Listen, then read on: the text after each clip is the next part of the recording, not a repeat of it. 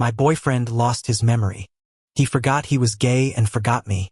Pursuing him was the hardest thing I've ever done, and I can't imagine doing it again. Coincidentally, his mother also wanted him to return to his normal life path. I compromised, becoming a stranger in his life again. Yet when I tried to walk past him pretending we were unacquainted, he suddenly pulled me into his arms. My apologies. Muscle memory told me I should hold you. Before bed, I remembered another flaw of Ethan's and added to my notes app. Chronic procrastinator. Always waits until midnight to shower. Scrolling through my list, I'd already compiled over 20 entries these past days. I told myself once I reached 50, I could finally let go of Ethan Johnson completely. Ethan was my boyfriend, the straight guy I'd pursued relentlessly until he finally reciprocated. Now his memory was gone, both his acceptance of being gay and our relationship, with little chance of recovery. This felt like meticulously arranging dominoes only to watch them collapse halfway through, erasing all progress. We were both strong-willed individuals who'd spent years adjusting to each other. Through compromises and concessions, we'd reshaped ourselves to fit together perfectly. Just as our lives were harmonizing, our progress meter had suddenly reset to 0.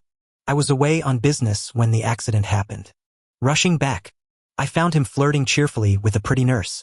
Though I'd already reviewed his medical reports en route, part of me hoped this was one of his practical jokes. That familiar yet distant smile told me otherwise. His gaze swept over me standing at the doorway, eventually offering a polite nod. The utter detachment in that gesture made the world spin around me. Mrs. Johnson caught me as I staggered, leading me aside. For years, she'd resented me for corrupting her son, only reluctantly accepting our relationship. This accident probably felt like divine intervention to her. True to form, she clasped my hands pleading, "Luke, could you let him go and allow him to live a normal life again?" Erasing chat histories, deleting shared photos, informing mutual friends. Exiting someone's world proved disturbingly simple. Ethan had left numerous belongings at our apartment. As I boxed everything to return to the Johnson residence, his mother assured me he wouldn't be home. Fate had other plans. The elevator doors opened to reveal him jingling car keys. "Oh, it's you," he said, moving aside. "Here to check on me? I'm fully recovered now. Thanks for coming." I schooled my expression and stepped out.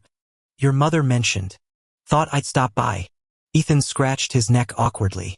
"Listen, I lost several years of memories, so I don't quite remember you. But since you visited both hospital and home, we must have been close colleagues."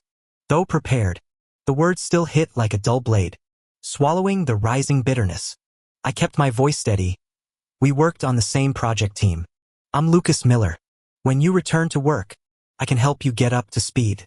Relief flooded his features. "Thanks. Want to come upstairs?" I recognized empty politeness. Early in our relationship, when he first brought me home, I'd clung to the lobby pillar paralyzed with anxiety. He'd thrown me over his shoulder into the elevator, caging me in the corner with that trademark grin. "Relax. My mom doesn't bite. If she does, I'll carry you out like this." Now staring at this politely smiling stranger, I simply shook my head and looked away.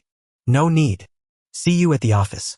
Back in the car, I opened my memo app with trembling fingers and added another entry. Taste regression. That cologne he picked smells awful. Nearly 30 entries now, and I was halfway through my planned progress. Yet compiling more flaws couldn't diminish his presence in my heart. Leaning back with a sigh, I suddenly heard a tap on my window. It was Ethan Johnson again. Rolling down the window, he crouched to meet my gaze. "Forgive the intrusion, but are you sure you're all right? You looked pale earlier." Rubbing my face, I muttered, "Just tired. Consider getting a designated driver. My accident happened because of distracted driving. It's better to be safe." No one knew his true errand that day. I'd sensed him hiding something before the incident, but I never pressed him. Now that he'd lost his memories, I'd never know. "Thank you." After days of receiving his gratitude, I finally returned the courtesy. "Don't worry. I value my life too much to drive recklessly." I didn't mention our shared past. Not just colleagues, but college roommates for a year. When I had to repeat my senior year due to medical leave, I was assigned to Ethan's dorm. I expected to have minimal interaction with him while everyone was out hunting for internships, but Ethan Johnson bulldozed into my life instead. He brought me meals, fetched documents from advisors, accompanied me to check-ups. He even monitored my showers for fear that I'd collapse. Brothers got each other's backs. He'd say, previously, I'd never chased straight guys, but surviving a brush with death changes things. Screw restraint. Damn it, I just want to date someone I like. If he's straight, I'll bend that arrow. Carpe diem.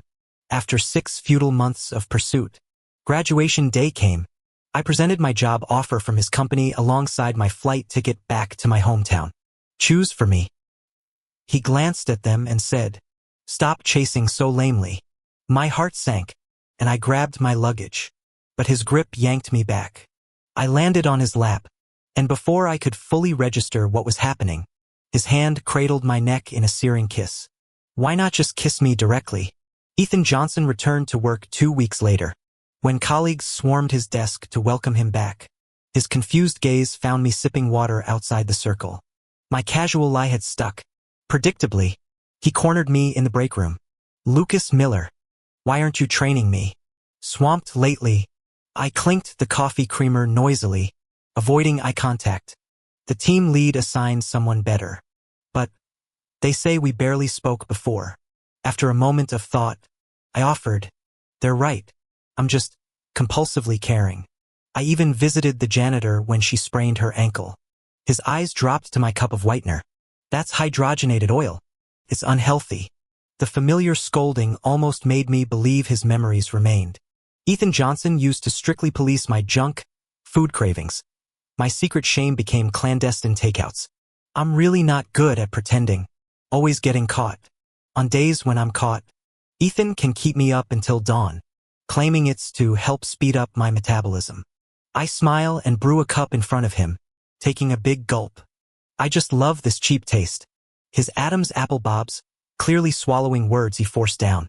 If there's nothing else, get back to work.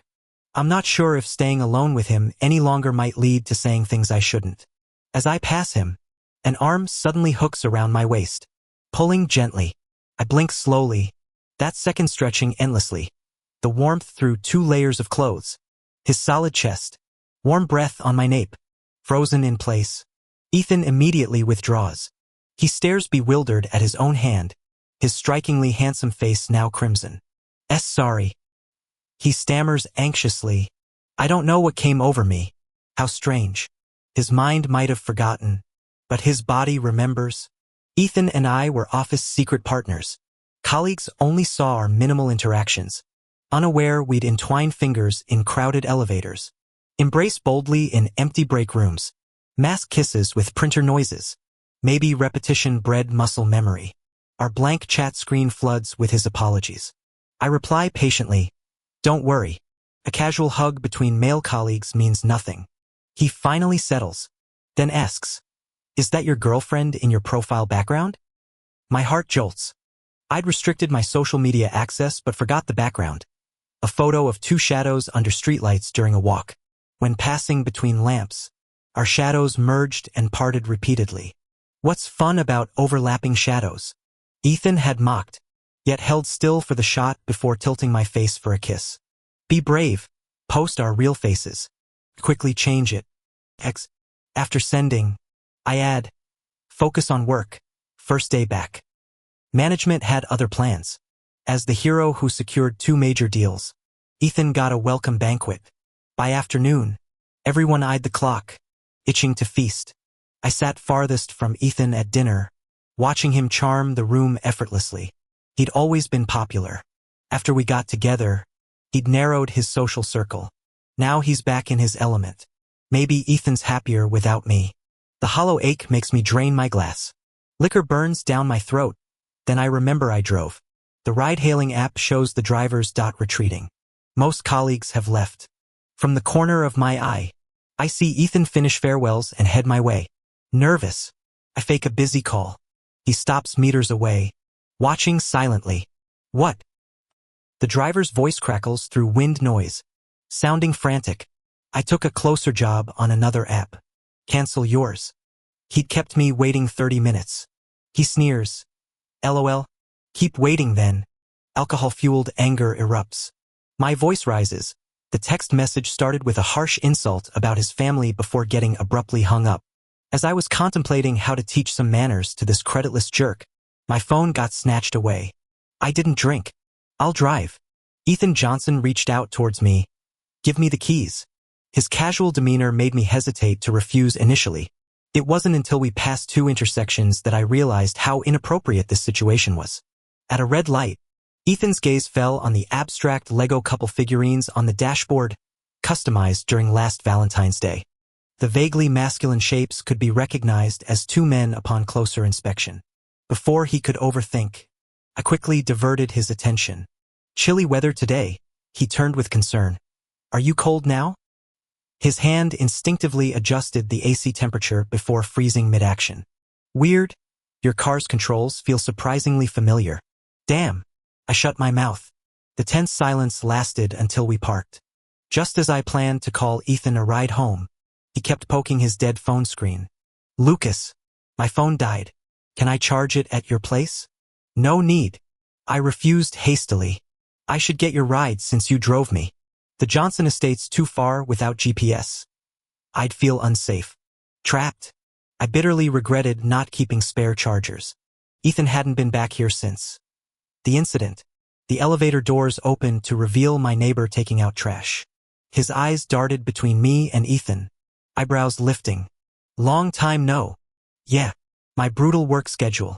I cut him off, shoving Ethan into the elevator. Garbage collections closing. The neighbor left with knowing eyes. I was mentally screaming. Never again. Must send Ethan away before he runs into more familiar faces. My fault. Always weakening. Hadn't I promised Mrs. Johnson to let her son return to his straight lifestyle? To walk his predestined path without my interference? Why did you break up? My hands froze mid-slipper offering. Ethan leaned against the foyer wall. Casual question belying intense focus. Had he noticed?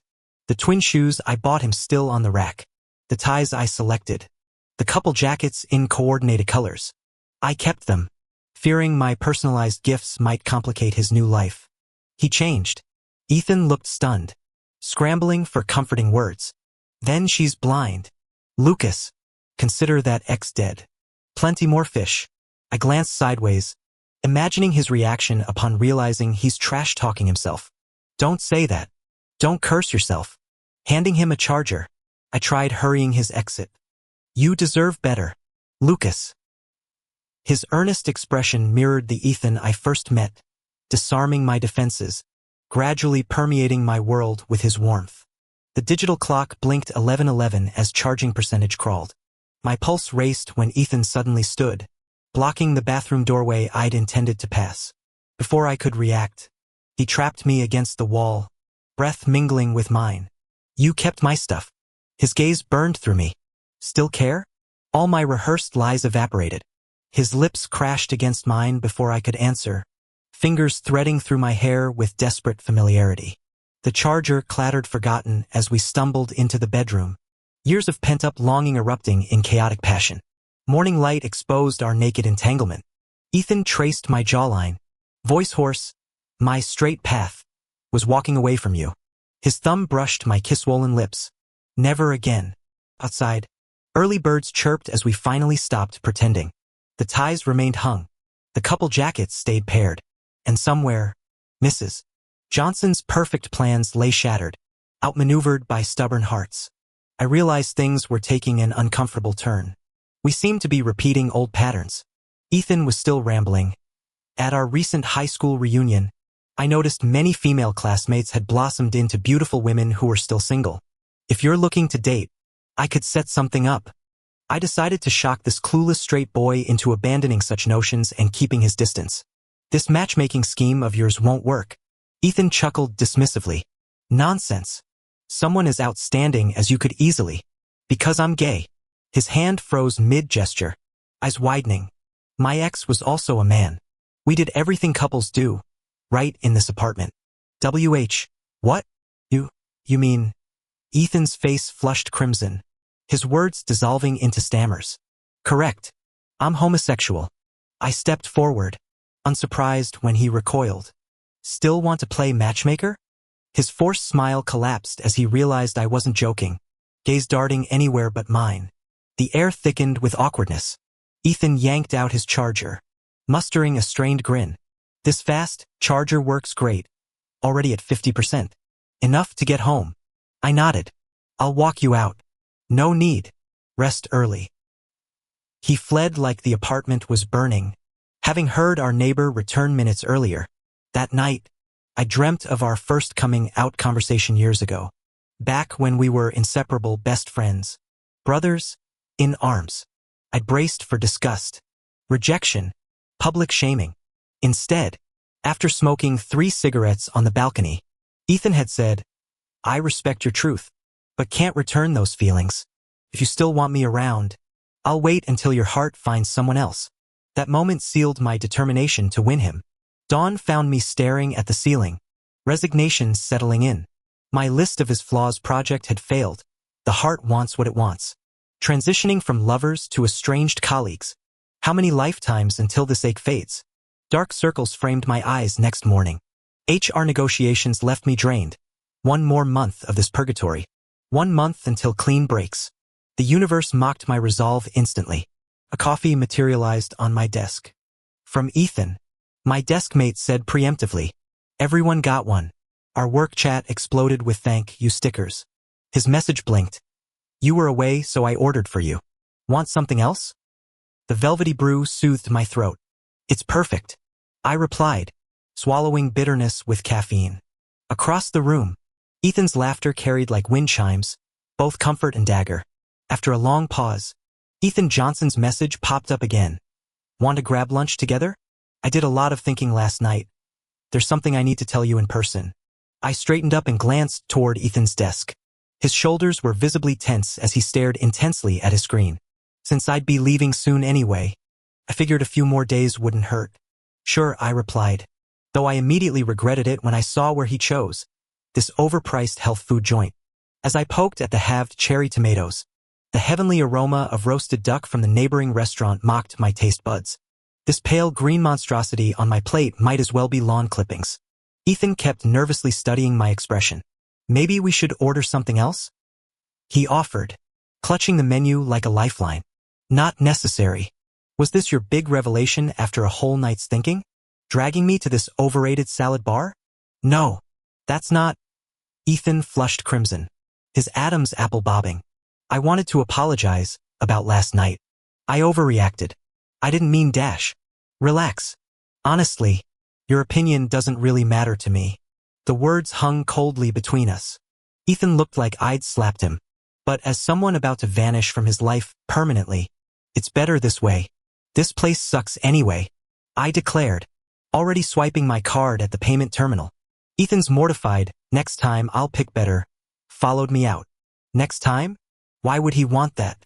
I'd thought I could gracefully watch him build a new life from the sidelines. But when that became unbearable, I deliberately said things to drive him away. Yet here he was, stubbornly pushing back. As we approached the office building, Ethan suddenly blurted out, Lucas, I dreamed about you last night. My pulse spiked. Turning slowly, I found him blushing from collar to hairline, the full Scarlet Monty. Dreamed what exactly? His flush deepened. It's just, I keep wanting to be near you. And after that dream, maybe I'm not entirely straight? My face remained calm, but internally I was in turmoil. Was his memory returning? Could we possibly? Then I met those familiar hazel eyes, identical to his mother's pleading gaze when she'd begged me to let her son live a normal life. So Lucas, could we test this? Like that time in the break room, his voice trailed off. I stepped back sharply. Don't trivialize this. For both our sakes.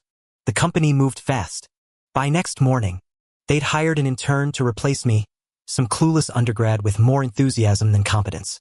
I spent my final days cleaning up his messes while teaching him basic operations, often literally dragging him to meetings. During a rare coffee break, the kid leaned in nervously. Mr. Miller? Be honest. Does everyone here hate me? The resignation letter in my desk drawer suddenly felt heavier. After processing and translation, Here is the fully localized English version. Was this kid getting insecure from my scolding? I was trying to figure out how to express my dissatisfaction with the company's hiring standards without crushing his dignity when I heard him mumble pitifully, "That guy across the diagonal keeps glaring at me like some demon." Diagonal guy. That would be Ethan Johnson. He wasn't at his desk now. Actually, only the intern and I remained at our stations. Lunch hour had already started. Thank God for the intern saving me from inventing excuses to decline Ethan's lunch invitations.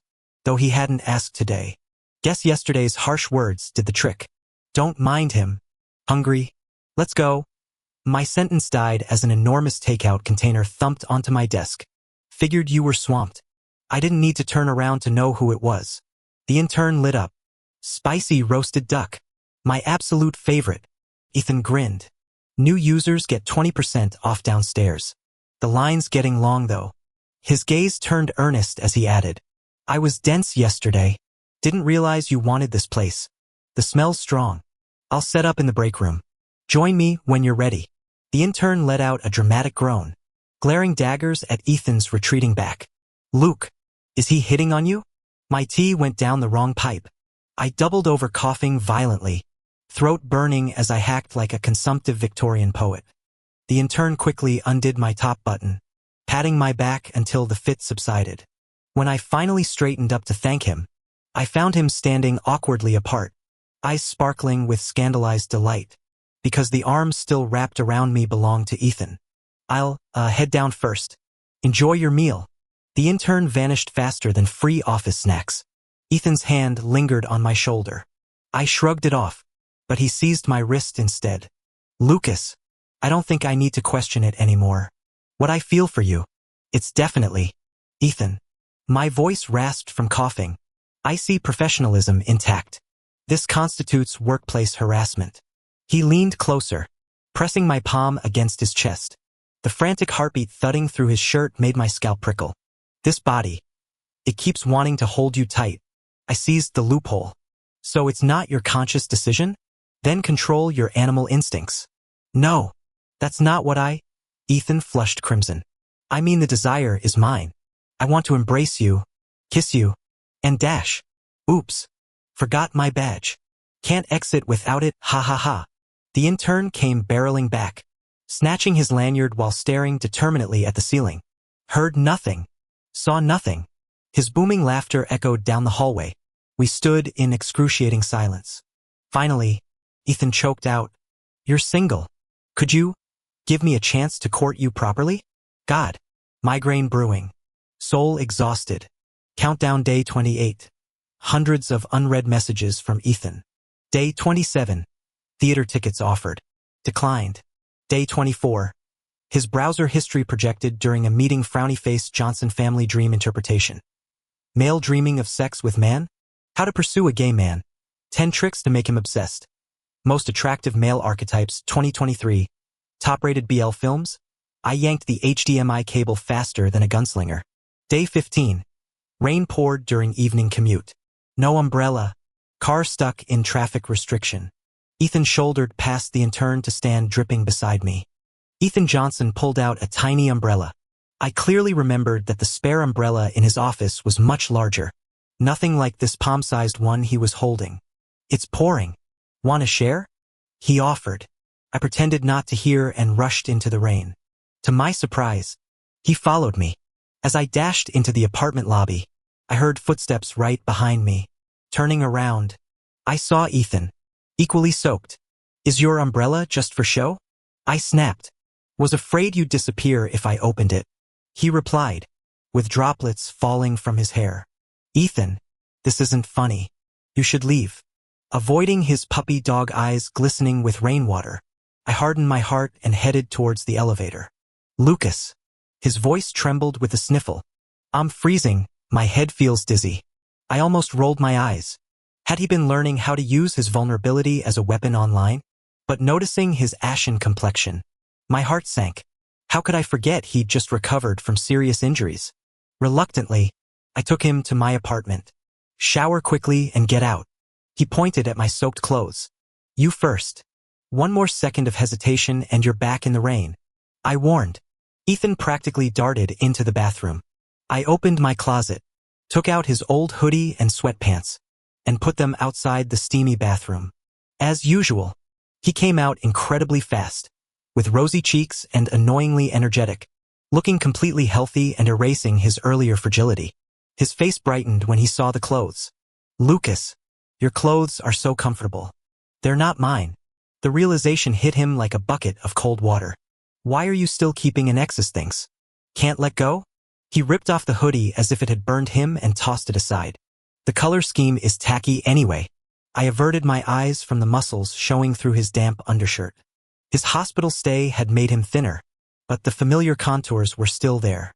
"Freeze to death for all I care," I muttered, but still turned up the thermostat by 2 degrees. "Close the door on your way out." The bathroom steam surrounded me, and sudden nostalgia tightened my throat. Countless nights like this, urging Ethan to finish showering early so we could curl up under blankets and watch movies that we'd inevitably forget halfway through. His warm body, wandering hands, and hungry kisses now seemed as distant as last year's snow. When I came out later, I found Ethan still on the sofa. "Still here? Waiting for the rain to stop," he said, with the lamplight shining on his bare shoulders. I stopped mid-rub with my towel on my hair. "I'll find you something of mine, though it might be a bit tight." He eagerly followed me into the bedroom. Even while I was rummaging through the drawers, I could feel his eyes scanning every corner of the room. When I handed him an oversized knit sweater, his attention was fixed on the nightstand. My stomach flipped as I remembered the half-empty box of condoms I'd forgotten to put away. I stepped sideways to block his view. "Put it on and head back early. You can return it to the company tomorrow." He lowered his gaze, his expression unreadable. When our fingertips brushed during the handoff, static electricity crackled unexpectedly. I instinctively pulled back, but Ethan suddenly seized my hand, gently pulling me forward until his warm breath grazed my eyelashes. "Lucas, look at me. Don't ambush me like this." I twisted my wrist, trying to break free, but his grip tightened. "I can see you're still hung up on him. I can do better than he ever did. I'll learn anything. The fastest way to get over someone is to start fresh with someone new. Give me a chance. Okay? I think about you day and night. I'm going crazy here. Just look at me. Please." I tried maintaining calm indifference, but my body betrayed me. When Ethan cradled my face with trembling hands, I knew I should push him away. As he leaned in closer, I knew I should protest. When his inexperienced lips met mine, I knew I should flee the room. I failed on all counts. All resistance drained from me. My legs weakened as my hands involuntarily found his shoulders. Taking this as encouragement, he wrapped an arm around my waist, deepening the kiss. This was wrong. I'd promised his mother to stay away. He was supposed to remain straight, marry conventionally. As Ethan guided me toward the bed, a phone ring shattered the moment. Jolting awake, I shoved him away. The familiar hunger in Ethan's eyes made my breath catch. He panted, ignoring the ringing until I insisted, "Your phone." After prolonged resistance, he finally answered. The female voice asking why he'd stood her up tonight chilled me instantly. "Mom, I told you I'm not interested." "No, I'm not coming home. I'm at my colleague's place. You know Lucas Miller, right? The one who visited me last time." My blood froze. Ethan frowned at my reaction before handing me the phone. "She wants to talk to you." I wanted to disappear. We'd been kissing moments ago, nearly crossing irreversible lines. 6 weeks earlier, I'd sworn to her I'd exit Ethan's life. Lucas? Meeting Ethan's concerned gaze, I numbly accepted the phone. Shame and regret churned within me. The silence on the line spoke volumes, more intimidating than any accusation. "I understand, Mrs. Johnson. I'll send him home." The call disconnected mid-sentence. "I'm not leaving." Ethan reached for me, but I evaded his touch. A look of hurt flashed across Ethan Johnson's face. "You didn't push me away earlier. You even responded. Does that mean you have feelings for me?" I shook my head and shoved his phone back into his palm. "I'm sorry. I just missed Lucas so much that I forgot to push you away." Ethan's expression darkened instantly. He didn't come to work the next day. Rumor had it that he'd fallen ill. I didn't know how he'd gotten home that night, and I shouldn't care anyway. With less than 2 weeks left before leaving the city, seeing less of him might be better. Yet his illness dragged on for a full week, even worrying our supervisor. Could this be some lingering complication? A colleague wondered aloud. Another chimed in. I heard it started as a cold but turned into a persistent high fever. Maybe this fever will cure his amnesia. Someone speculated. My mouse cursor skidded across the screen. The intern gave me a curious look. You okay, Luke? Fine. Where were we? Here. He pointed at the monitor, then leaned closer conspiratorially. You never gave in to his advances? No. Ah. Persistent suitors can be exhausting when feelings aren't mutual. Exhausting? If anything, tasted more like regret. I remembered Ethan's patient tolerance during my own relentless pursuit years ago. Compared to him, I'd always been the selfish one, an egotist who forced someone to change their orientation, chaining them to my side through sheer willpower. It was Ethan's love that finally taught me consideration. To truly care means knowing when to let go. The team debated visiting Ethan. I stayed silent, planning to leave straight after work. With moving deadlines looming, I needed to start packing. But when I folded that hideous sweater he'd always criticized, my hands stilled. Before realizing it, I'd messaged a colleague who'd visited the Johnson family. How's Ethan? The reply came instantly. Not good. Really bad. My world tilted. Breath stuck in my throat as tremors raced through my fingers. Bad how? Complications? You should see for yourself. Pacing my living room like a caged animal, I sent Ethan 2 unanswered texts. The unreturned voice call shattered my last restraint. How ill must he be to neglect his phone? With trembling hands, I called Mrs. Johnson. Her calm response after my frantic questioning confused me. There's no problem. He's fine. The conflicting reports left me reeling. 3 more unanswered calls to Ethan later. I grabbed my jacket. Mrs. Johnson might be right, but I couldn't risk it. If anything happened to Ethan, I arrived at the Johnson residence just as Mrs. Johnson was leaving. Her face tightened seeing me. I already told you. Please. I begged. Head bowed. I had to be sure. I thought she would mock me, but she didn't. After silently steeling myself, I looked up to see Mrs. Johnson's expression, half resignation, half relief. She handed me the keys. He's in his room.